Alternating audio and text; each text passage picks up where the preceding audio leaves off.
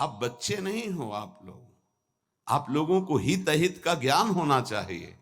इंद्रियों की मांग को अपनी मांग मानना, मन की विलासिता को अपनी मानना, ये आपको बांध देगा, प्रकृति में बांध देगा, माया में बांध देगा। भागना पड़ेगा, संसार स्वीकार करना पड़ेगा, गिरना पड़ेगा।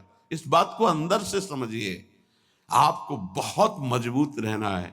अभी तो माया ने कोई प्रश्न ही नहीं किया आपके सामने, अभी तो सिर्फ पढ़ाई चल रही, तब आप भागते हो अंदर से।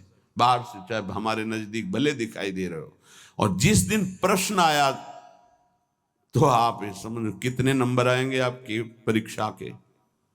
पहले ही आप मांग कर रहे हो जगत की, तो जब प्रश्न आएगा कि एक तरफ जगत का आकर्षण, एक तरफ प्रभु का आकर्षण, तो आप उत्तर क्या दे पाओगे? क्योंकि पहले ही जगत का आकर्षण है, इसी को तो मिटाना है।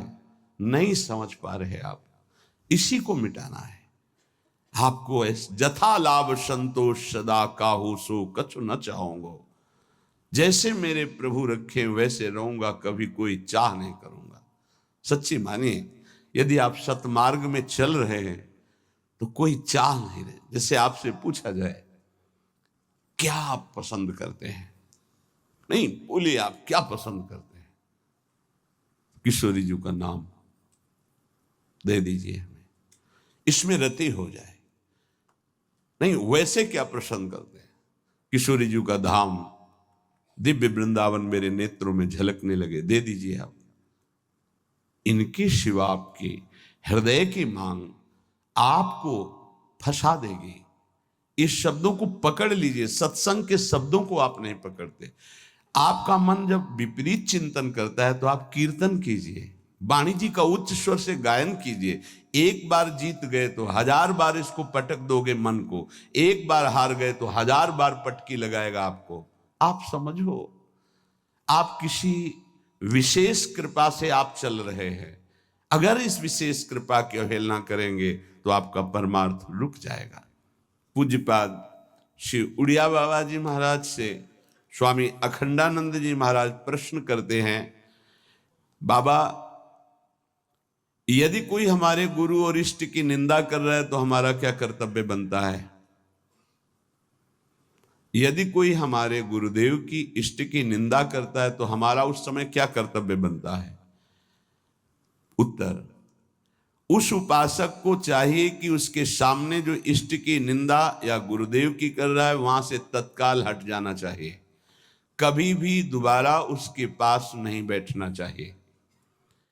नीति कहती है कि सहन नहीं करना चाहिए, लेकिन प्रीति कहती है कि उठ के चल देना चाहिए, लड़ाई झगड़ा नहीं करना चाहिए। बहुत ये व्यवहार की बहुत काम की बात है। प्रायः ऐसा संयोग मिलता है कि हमारे इष्ट और गुरुदेव की अवहेलना करने वाले हमारे रिश्तेदार, नातेदार, संबंधी ही होते हैं, माता या पिता या ऐसे। क्यों होते हैं? क्योंकि जब उनका कोई संबंधी भगवत मार्ग में चलता है तो फिर उनकी भावनाओं के विरुद्ध हो जाता है।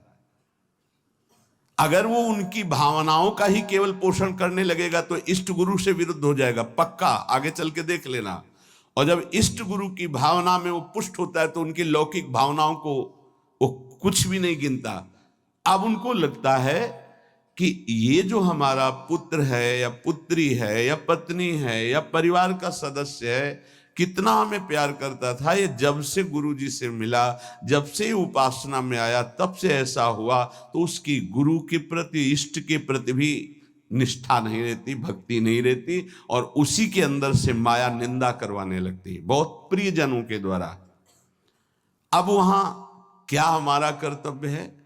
हमको पास नहीं बैठना, हमको उनका विरोध नहीं करना। बाबा कहते हैं नीति तो आदेश करती है सहन ना करने की बात। संत शंभुश्री पद अपवादा कही सुनी तहां अस मर्यादा काटी जीव तासु जो बसाई, नीति कहती है। लेकिन बाबा कह रहे हैं भक्ति कहती है, प्रीति कहती है कि हमको क्रोध नहीं करना, हमको वैर नहीं करना, बदला लेने की भावना नहीं करना, और ना हमको सुनना है। कान में अंगुली डाल के तत्काल वहां से अलग हो जाना, उससे फिर पुनः मिलना नहीं, उसका संबंध हृदय से अस्वीकृत करना है। जो सहन करता है तो भगवान और गुरुदेव में उसकी प्रीति स्थित हो जाती है। यही जीवन का परम लाभ है। दूर का कोई करे तो चलेगा, बिल्कुल पास का करेगा, नजदीक एकदम विरोध शुरू होगा, बिल्कुल नजदीक शुरू होगा। आपको बचाना है अपने आप को और उसका भी मंगल मनाना है। भगवान से प्रार्थना करनी है कि इसकी बुद्धि शुद्ध हो जाए और अपने को उसके आकर्षण, संबंध, वचन तीनों से दूर हटाना है। क्योंकि भगवान की स्मृति स्वयं श्री भगवान हैं।